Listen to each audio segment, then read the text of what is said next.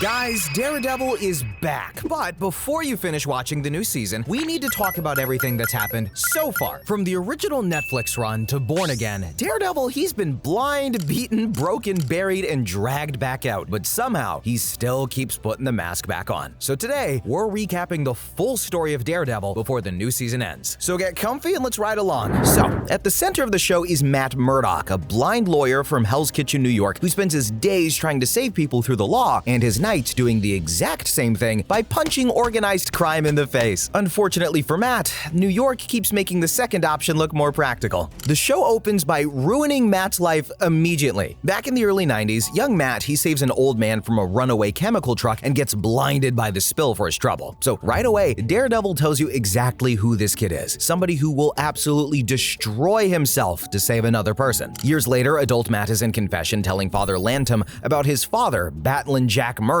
and the darkness running through the Murdock men. But he's not asking for forgiveness for what he's done, no. He's asking for forgiveness for what he's about to do, which is never a great sign. That night, Matt, he hits the docks in a black mask and absolutely wrecks a human trafficking operation.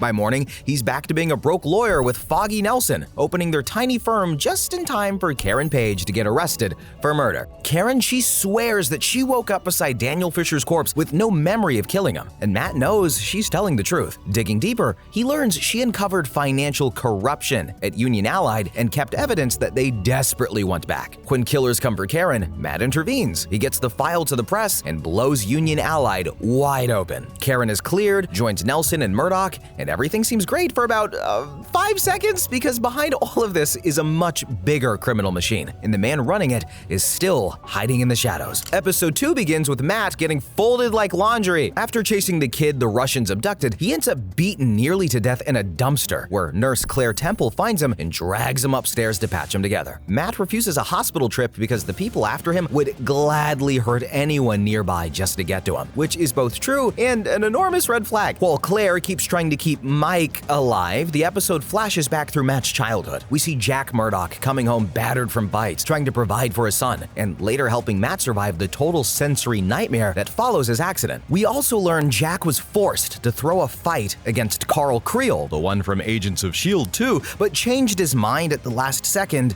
won the fight anyway, and paid for it with his life. Back in the present, one of the Russians manages to track Matt down, gets dropped with a fire extinguisher, and winds up tied to a rooftop while Matt squeezes him for the kidnapped boy's location. Foggy and Karen spend the night at Josie's, and Karen finally admits she's scared to go home after everything that happened. Once Matt gets the location, he heads out while still half dead and storms the Russian hideout, saving the boy.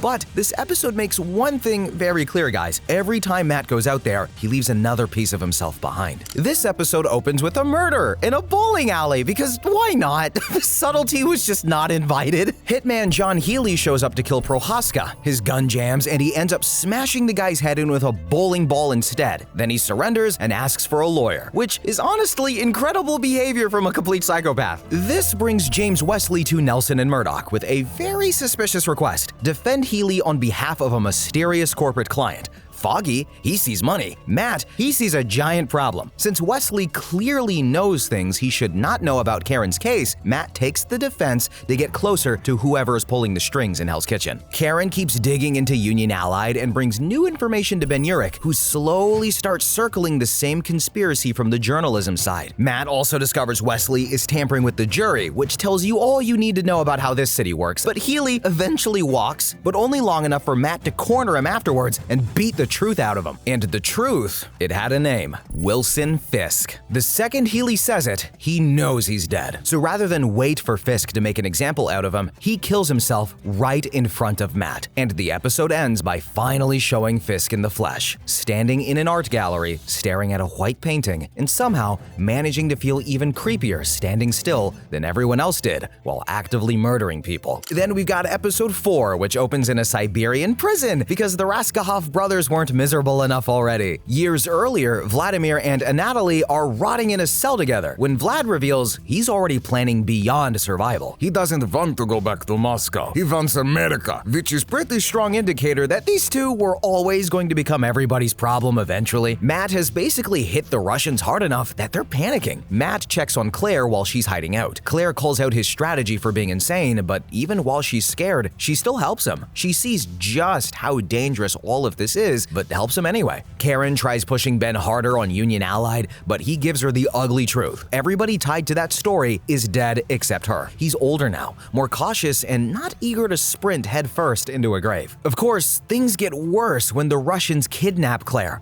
dragging her even deeper into Matt's war. Matt tears through their garage hideout to save her, while Fisk spends the same night on a very awkward but very important date with Vanessa, and that contrast is the whole point of the episode though. On one side, Matt is fighting through darkness to rescue someone. On the other, Fisk is talking about art and Italian food like a shy businessman. That would already be bad, but then Anatoly makes the worst decision of his life by interrupting Fisk's date to beg for help. So Fisk responds by dragging him into the street and turning a car door into one of the most horrifying murder weapons in television history. So by the end of the episode, Claire knows exactly how ugly Matt's world is. Vanessa has stepped deeper into Fisk's, and Fisk has reminded everyone that beneath the fancy suits and awkward charm is a man who can go from soft-spoken to nightmare in a millisecond. Episode 5 really leans into the idea that Matt and Fisk are trying to do the same thing in completely opposite ways. Matt opens up to Claire a little more here, finally explaining how his senses work and how he experiences the world. Then, because this show refuses to let tenderness breathe for too long, the two of them finally kiss right before all hell breaks loose in the city again. Anatoly's body, it turns up with Matt's mask planted on it, which sends Vladimir into a full revenge mode and gives Fisk exactly the excuse he needs to push the Russians closer to collapse. At the same time, Fisk's criminal alliance is already preparing to move on from them altogether. Nobu, Gao, and the others, they're losing patience, guys, and Fisk is clearly treating the Russians less like partners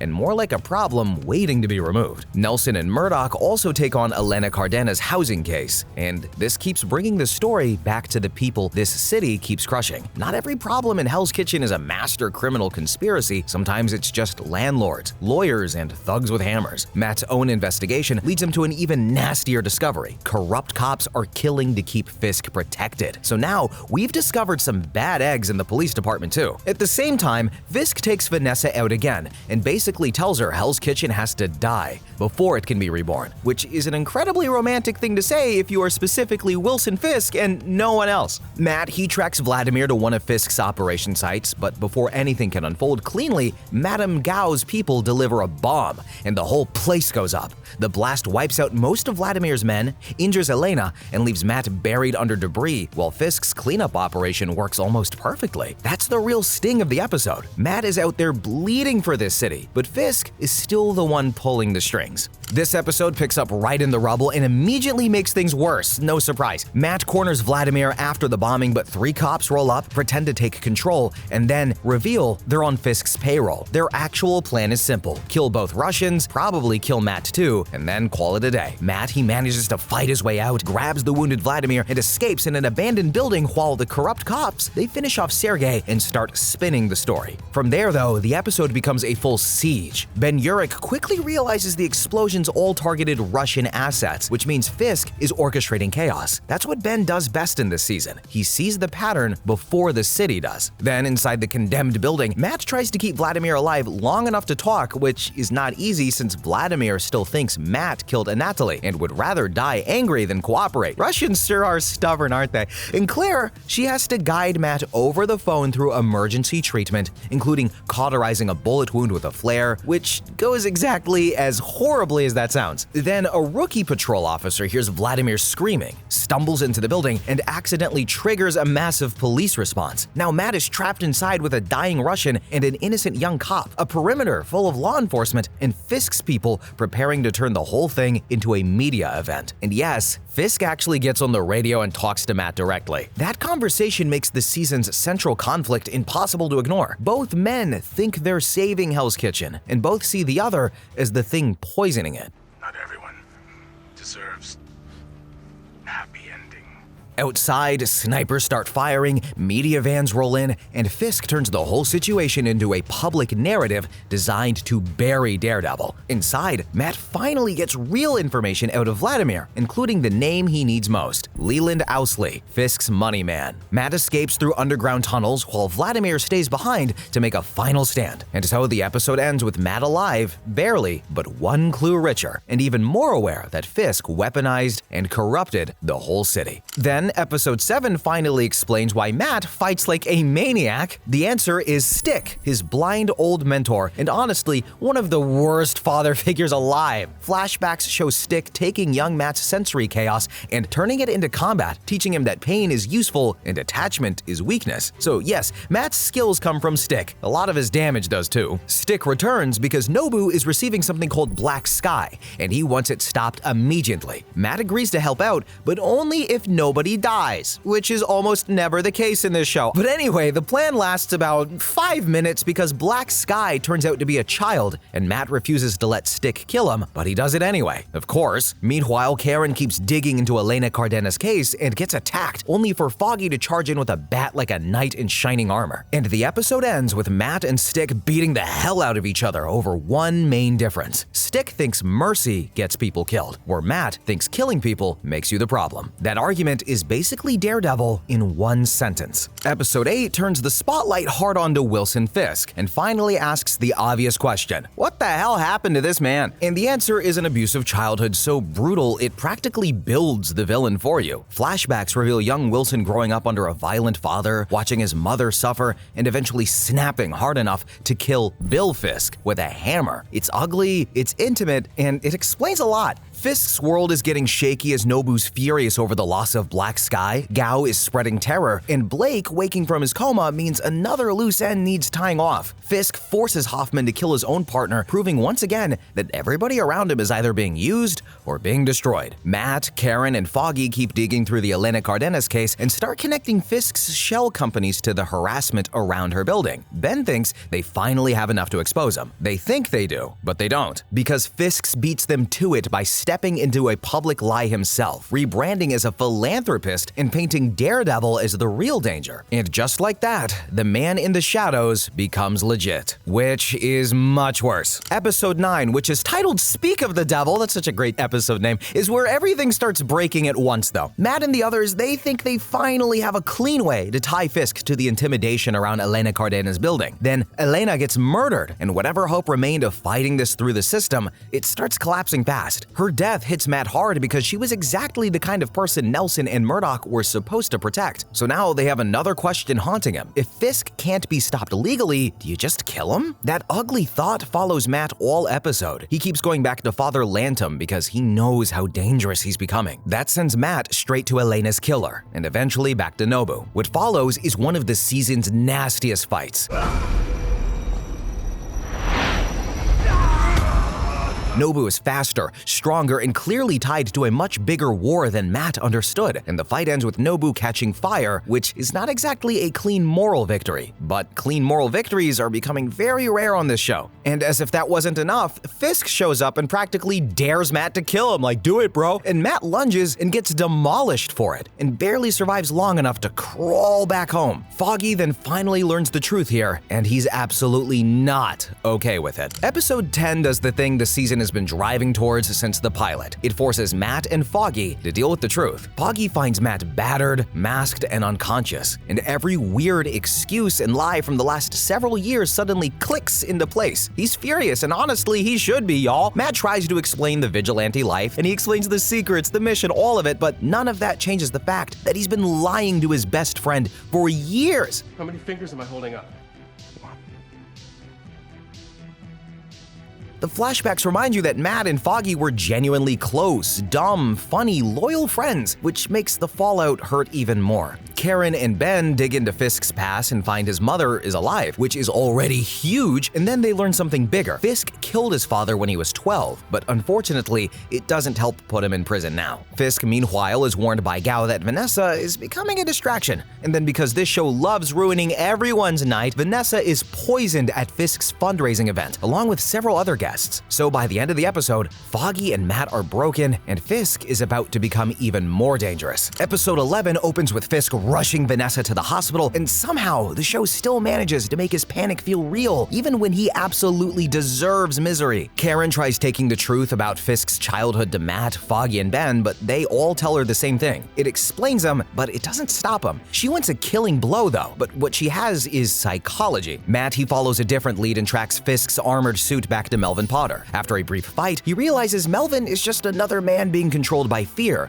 and he becomes part of Matt's future whether he wants to or not. And then everything changes. Wesley learns Karen visited Fisk's mother and decides to handle the problem himself without telling Fisk. Huge mistake. He kidnaps Karen, threatens her, lays everything out, and assumes she's too scared to do anything about it. Karen proves him spectacularly wrong by grabbing the gun and unloading the whole thing into his chest. Bang, bang, blew his shit smooth off. So while Matt spends the episode wrestling with whether men like Fisk deserve to die or live, Karen is handed her answer in real time, and she pulls the trigger. Episode 12 begins right after Karen kills Wesley, and the show wisely refuses to let her shrug it off. She dumps the gun, goes home, drinks everything in sight, and spirals straight into panic. By morning, she's barely holding it together, while Foggy is still carrying the fallout from Matt's secrets, and Fisk's shadow is stretching over everyone's life. Vanessa, she wakes up, which would be good news for Fisk, except he immediately learns Wesley is dead. That grief turns violent fast. Wesley wasn't just useful, he was the one constant in Fisk's life, and now that stability is gone. Ben Urich keeps pushing toward the truth and gets punished for it in the most predictable and heartbreaking way possible. He loses support at the Bulletin, gets blocked from publishing, and starts preparing to expose Fisk himself. Matt, he follows a heroin lead to one of Madame Gao's operations and discovers blind workers processing drugs in horrifying conditions. Gao escapes naturally because Gao is never where you need her to be when consequences arrive. Karen and Ben, they both realize the visit to Fisk's mother may have exposed them, and they're correct. And that all leads to the episode's final scene. Ben gets home, starts writing the story,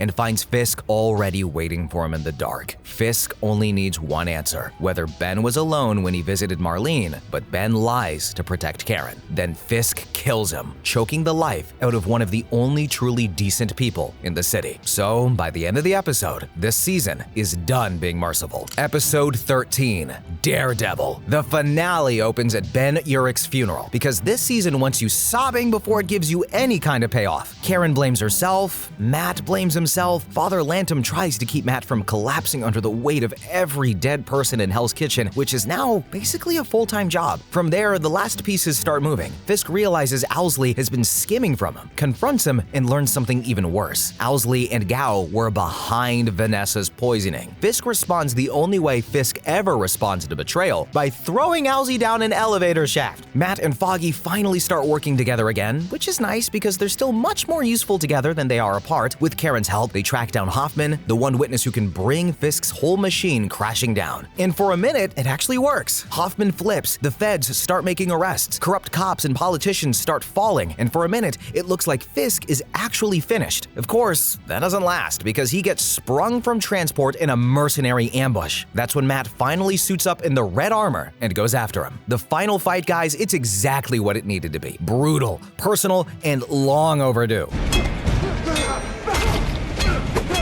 This time, Matt can actually take Fisk's hits and keep standing. He wins. Fisk goes back into custody, Vanessa leaves, bye, and the papers finally give Hell's Kitchen's masked lunatic a name. Daredevil. Daredevil. Daredevil. When Fisk is finally behind bars, and with Matt officially becoming Daredevil in the public eye, you'd think Hell's Kitchen might calm down for once, but it doesn't. The second Fisk leaves a power vacuum behind, somebody much more direct shows up to fill it. Frank Castle. Season 2, this one opens opens by making one thing very clear. Fisk may be gone, but Hell's Kitchen is not suddenly healthier. This place, it just sucks. Don't move here, guys. Now, Matt is back in routine mode now, splitting time between nighttime beatdowns and Nelson and Murdoch work, while Foggy and Karen help the firm feel almost stable for once, which of course means that stability is about to get shot repeatedly. Drop the gun and get on the ground.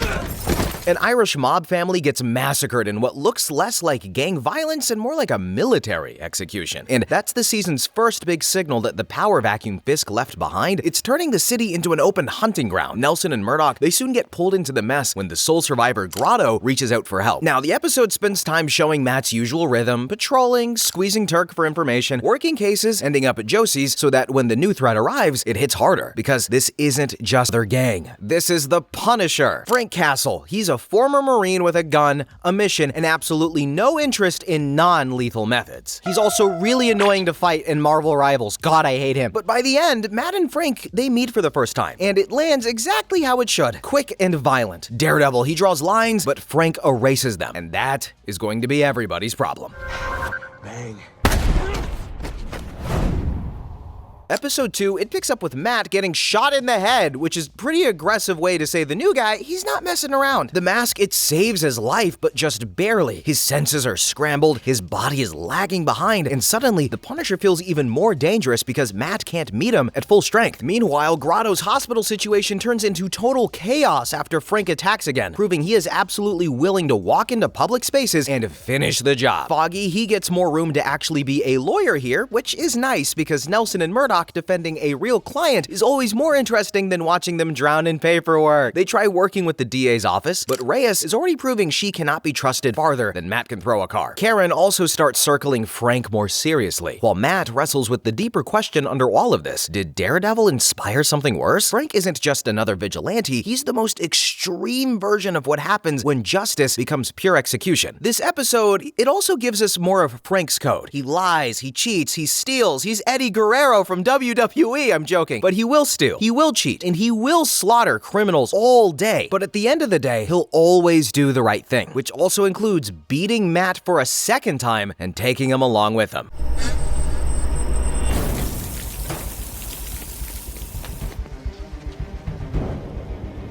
Now, episode 3 is basically one long ideological argument with occasional attempts at murder. Matt wakes up chained on a rooftop while Frank drinks coffee and starts dismantling his worldview. The whole episode hinges on their conversation, with Frank hammering the one point that Matt hates most. If you already put on a mask and decide who deserves punishment, then how different are you really? Matt argues law, morality, and second chances. Frank, he argues results. Frank thinks Matt is naive. Matt thinks Frank is what happens when vengeance wins. And Frank, for his part, thinks Matt is just him with better excuses. There's also a great little scene where an old man from the building comes up to investigate the noise, and Frank instantly flips into normal, charming small talk, while Matt panics a little, and it's to remind us that Frank can turn on his humanity when he wants to. Who the hell are you? Frank?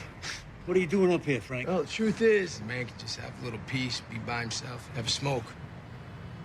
Meanwhile, Karen starts digging into Frank through Blake Tower, while Foggy tracks down Claire, trying to find Matt. Grotto also calls, furious and desperate, which is bad because Frank has plans for him too. And those plans are awful. Frank then forces Matt into an impossible situation: shoot Frank or let Grotto die. Matt, he tries a third option, but he's too late, and Frank kills Grotto, and from there, Matt has to try to fight his way through an army of bikers in one of the season's big hallway stairwell brawls. Frank still gets away. The episode ends with Matt losing the argument, the target, and the body count. Not ideal. Episode 4 is where Frank Castle stops being just terrifying and starts being heartbreaking. The Irish mob is hunting him now, led by Finn Cooley, who wants revenge, and more importantly, his stolen money back. That search leads them to Frank's apartment, his dog, and enough clues to realize that they are chasing a man who prepares for violence like it's a sacred ritual. Matt, Foggy, and Karen, they bury Grotto, which is an important plot device because the show keeps reminding you that even dead criminals are still human beings. Karen also starts digging deeper into Frank's medical history and learns he took a bullet to the head, flatlined, came back, and walked out of the hospital like death had merely inconvenienced him. Within 10 minutes of being away, he reaches up and grabs my scrubs and says, "Take me home." What a Chad. That's also kind of scary, but what a Chad. Let's break this down really quick. Takes a bullet to the head, dies, comebacks to life, refuses to elaborate, leaves. Punisher is the man. Anyway, let me continue. Frank, he unfortunately gets captured by the Irish and dragged to a catacomb torture chamber because this season is really committed to making his life look like the world's worst haunted side quest. Karen, meanwhile, sneaks into Frank's old house and discovers the family life behind the monster. Toys, photo, kids' books, military medals, and the shape of the man he used to be. Matt finds Frank in time for the whole thing to turn into a bloodbath. The money turns out to be rigged with a bomb. Finn's men start dropping, and Matt and Frank fight side by side just long enough to prove that they are disturbingly effective together. That leads to the cemetery scene. That rhyme, what's it mean? Right before you pull the trigger. One batch, two batch, penny and dime, you know. It was her favorite book. Frank explains one batch, two batch, penny, and dime, and tells Matt about his daughter, his family, and the ordinary, exhausted night he failed to read her favorite book before they were murdered. That scene strips Frank down to grief and guilt. And suddenly, the Punisher makes sense. He is still horrifying, but now he makes sense. Episode 5 introduces us to Elektra Nachios, Matt's old college flame, and one of the most dangerous people in his life. She's rich, reckless, and somehow even worse for him than being the devil of Hell's Kitchen. Right after finally kissing Karen and looking like he might stumble into some version of normal happiness, Matt gets home and finds Elektra waiting in his apartment. Instantly, the entire season changes shape. Frank challenged Matt's moral code from the outside. Elektra goes after part of Matt that secretly enjoys danger. Flashbacks show them meeting in college, where she immediately recognizes the darkness within him and starts dragging it into the light. She's rich, y'all. She's reckless. She's sharp and deeply bad for anyone hoping Matt might one day become emotionally functional. Naturally, their chemistry is incredible. In the present, Elektra returns with an ask because she is never just visiting. She pulls Matt into a Yakuza mess involving stolen ledgers, black tie infiltration, and the general kind of chaos that she treats like flirting. Oh my god, Matt. Oh my god. But the two of them work ridiculously well together, which is the problem. Karen, meanwhile, remains tied to the Frank investigation, and Foggy is left trying to keep actual legal reality from collapsing while Matt runs off into designer danger nonsense with his ex. Oh, Matt. The key thing here is simple, though. Karen represents the life Matt says he wants. Elektra represents the life he actually fits who he is when the sun goes down. And Matt knows that, which is why her return is such a problem. Episode 6 splits Matt clearly down the middle. On one side, there's Frank Castle's legal case, which Foggy is trying to heroically keep from becoming a total disaster. What a bro. On the other side, there's Elektra, who has re-entered Matt's life like a silk-wrapped grenade. The law side keeps moving. Reyes is maneuvering. Frank's plea situation is messy, and the whole legal system feels completely unequipped to process a man like Frank without immediately turning into a headline. Foggy does most of the heavy lifting because, once again, he's the only person in the room consistently treating law like something more than a side hobby. How does the defendant plead? I plead not guilty.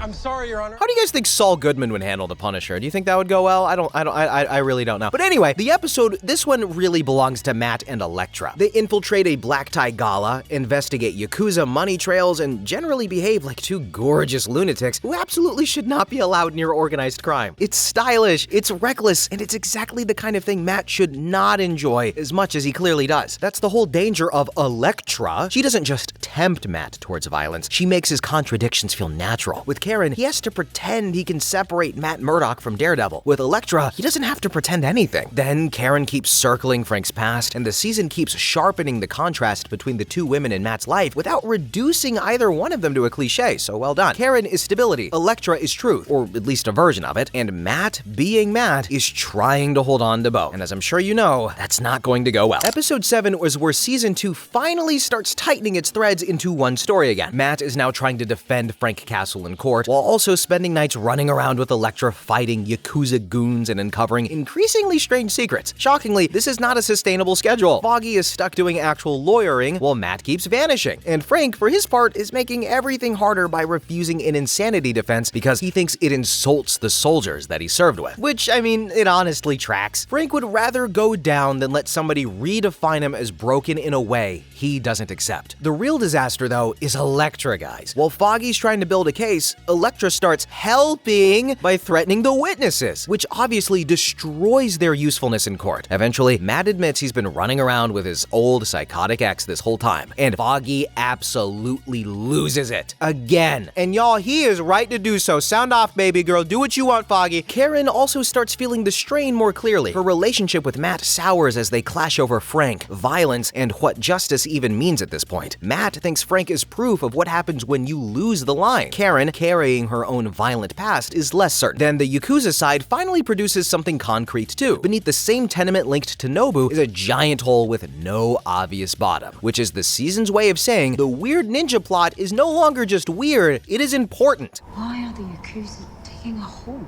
So by the end, the firm is fracturing, Matt is getting pulled further into Elektra's orbit, and the season finally has a destination again, which appears to be directly underneath the city. Episode 8, it brings back Stick, Matt's brutal old mentor, and the second he shows up, all the hand mythology stops sounding like nonsense and starts sounding like an actual war. Stick expands on the chase, the hand, and the bigger conflict Matt has now stumbled into through Elektra. He also helps save Elektra when she's injured, which gives the episode a few rare moments where their completely messed up little family dynamic almost resembles affection. Back in court, Frank's trial becomes the other major focus. Colonel Schoonover paints a compelling picture of Frank as a soldier and a man, and for a little while, it genuinely looks like Nelson and Murdoch might get somewhere. Matt is back in court, Foggy's in his element, and the whole thing almost feels hopeful. And as I'm sure you know already, that is obviously not allowed to last here. Frank sabotages the defense with a courtroom outburst. I'm sure you've seen the memes, and it becomes clear something or someone has gotten to him. The case collapses, and the real reason soon arrives. Frank is heading to prison. Specifically, the same prison where Wilson Fisk is now living surprisingly well. That reveal is huge because it snaps the season back into a stronger shape immediately. Fisk behind bars is still Fisk, which means prison is not really a punishment so much as a change of office decor. Like Nick Fury, even when he's out, he's never really out. At the same time, Karen's worlds keep colliding around Matt and Elektra, and Matt's life is now so tangled that his two identities are basically bleeding into each other. He cannot keep pretending these are separate lives forever. You are sleeping with a whole harem of women. I don't care. I'm done. This city really needs heroes, but you're not one of them. And with Fisk back on the board, the season finally feels dangerous in a more organized way. Episode 9 gives Wilson Fisk real screen control again, and the whole show gets more dangerous the second it does. Prison turns out to be less punishment and more smaller kingdom for Fisk. He quickly starts exercising control over inmates, guards, access, and information until the whole place becomes bending around him. Frank, now inside the same system, becomes the perfect tool and the perfect problem. Fisk and Frank are interesting together because they skip the philosophical sparring Matt and Fisk always do. Frank doesn't care about posturing, and Fisk respects that, or at least knows how to use that. That dynamic leads to one of the season's ugliest action sequences. Frank trapped in a prison massacre, fighting his way through a corridor of men who absolutely want him dead. Guys, it's a brutal sequence, and it works because Frank, he's not Matt. He does not move like a superhero. He survives like an animal, refusing to stop. Outside prison, Nelson and Murdoch finally collapses. The firm closing hurts because, for all of its chaos, it was still the dream. Tiny, underfunded, constantly on fire, yes, but still the dream. Karen keeps digging into Frank's family murders and starts stepping naturally into a Ben Urich type role. And that matters because, by now, it's obvious Frank's family was not just random collateral damage. Something bigger happened there, and someone worked hard to bury it. Then Matt's hand investigation takes him somewhere even worse, a location where blood is being harvested for some very wrong purpose. Nobu also returns because apparently being burned alive was more of a scheduling inconvenience than a real death. So yes, the city is now dealing with prison conspiracies, blood rituals, and a war veteran who can kill 12 men in a hallway. Things are going great. Episode 10 is Matt running on fumes and making increasingly dangerous choices. After Frank escapes prison, Matt immediately assumes that Fisk is involved, which is correct, and goes to confront him. Matt confronts Fisk, and the whole thing goes sideways the second he decides threatening Vanessa is somehow a smart idea. It is not. Fisk cannot tolerate that. Threatening Vanessa is not on that list. Speak her name again. Go ahead. Meanwhile, Reyes finally starts spilling the truth about Frank's family massacre and the cover-up surrounding it. She is clearly terrified, clearly guilty, and clearly far too late, because before that truth can go anywhere useful, a shooter attacks her office. Reyes dies. Foggy ends up on the floor covered in blood and trauma, and suddenly, the whole season reminds you it's perfectly capable of being ugly without a single ninja in sight. Karen keeps moving deeper into the conspiracy on her own terms, which is one of the best things about her Season 2 arc. She is no longer just orbiting Matt and Foggy, she's on her own path, and that path is absolutely lined with bad decisions and danger. At the hospital, Matt brings in victims from the Hand's Blood operation and runs into Claire again, the nurse who patched him up more than once back in Season 1. Claire remains one of the few people who can tell Matt the truth without all of the history Foggy carries. He is isolating himself, he's exhausting himself, and slowly turning useless through sheer stubbornness. And then, as if things weren't bad enough, the Hand attacks the hospital. Because of course they do. So the episode ends with Matt battered, Foggy traumatized, Karen deeper in the conspiracy, and the ninjas still making everything worse. Episode 11 feels like the season finally slamming its foot on the gas though. The Hand's hospital attack spills outward, and the biggest takeaway is that these people are not just criminals in masks, something deeply wrong is happening around them. Bodies, blood, old autopsies, impossible recoveries. The season is now fully leaning into the idea that the Hand operates on rules that are not normal, not natural, or particularly welcome. Claire, disgusted by the corruption around the cover-up, finally wakes up from the hospital, which feels right. Hell's Kitchen keeps asking decent people to compromise until they disappear into the grime. And Claire actually says no. I'm not sure exactly when this hospital became more concerned with private donations or saving our own asses. I won't be any part of this. Frank, meanwhile, is back in motion, which instantly sharpens the whole season. Karen keeps working with him, and maybe, more importantly, starts realizing what that actually means. Frank is honest in a way Matt often isn't, but that honesty comes attached to horrifying violence. By the end of the episode, Karen is seeing the full weight of that. Matt and Frank also team up again, which remains one of the season's best pairings. Matt even tells Frank that just this once, he won't stop him from doing what he thinks is necessary. And that lands because the season has earned Matt being this frayed. Foggy, he gets movement too, finally getting recognition outside of Matt's shadow, while Elektra confronts Stick over trying to have her killed, which goes about as well as you'd expect. By the end of the episode, almost everyone is moving towards violence, and none of those paths are ending anywhere good. Episode 12 is where the season cashes out two major mysteries. First, Frank finally tracks down the blacksmith, the man behind the conspiracy that led to his family's murder. The answer is Colonel Schoonover, which is not a huge shock, but it still works well emotionally. The man Frank trusted in war turns out to be part of the rot that followed him home. Frank gets his confrontation, he gets his answers, and he gets his revenge. Whether that really gives a man like Frank closure is another question, but the blacksmith thread is effectively done. Second, Elektra is revealed as the true Black Sky, and that changes everything around her immediately. The Hand doesn't just want her captured or killed, they want her transformed into something deadly and useful. Suddenly, Stick's obsession with her, the Hand's pursuit of her, and Matt's involvement in all of this becomes part of the same larger war. Stick, to his credit, actually feels more human than usual here. You get the sense that he did care about Elektra, even if he buried that care under years of training, prophecy, and emotionally catastrophic decision-making. Elektra, meanwhile, gets pushed even further towards her tragic fate, wanted by the Hand, loved by Matt, and never fully belonging to either side. Matt himself spends a lot of this episode reacting rather than driving, which is fine because this is really about clearing the board for the finale. Frank gets his revenge, Elektra gets her destiny, and the Hand gets much, much closer. The Season 2 finale, a cold day in Hell's Kitchen. It goes big, tragic, and very, very ninja. The Hand makes its final move, and the city becomes a battlefield. Matt and Elektra go in together, and that pairing is what gives the finale most of its energy. Nobu and the Hand are not as compelling as Fisk, but Matt and Elektra fighting side by side absolutely works. There's one especially good stretch where they're trapped in a stairwell with enemies closing in from both sides, and for once, the danger feels truly hopeless. Frank also shows up because, of course, Frank Castle's not gonna miss the chance to gun down a room full of ninjas, guys. Come on. His role is smaller than it maybe should be, but it is still extremely satisfying. Foggy, he gets a real next step by moving toward Hogarth's firm, and Karen's journalism path becomes more official too, which matters because by now, both of them deserve lives not entirely built around Matt's chaos. That's when the hammer drops and Elektra dies, saving Matt.